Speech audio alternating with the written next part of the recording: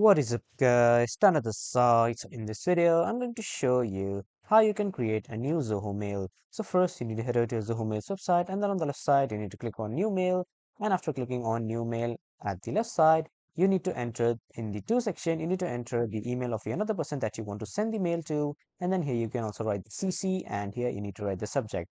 After that, you can just write your content here. This is my signature, and here you need to write the content, and you can also attach some attachments like your photos or videos. You can record an audio, you can add a whiteboard, you can add something from your work drive, you can bold, italic, or underline your text, or you can also just strike through. You can change the font style, the font size, the font color, and the background color too. You can adjust it on the center, left, or right, or whatever you would like, and you can also just change the line height and the script options.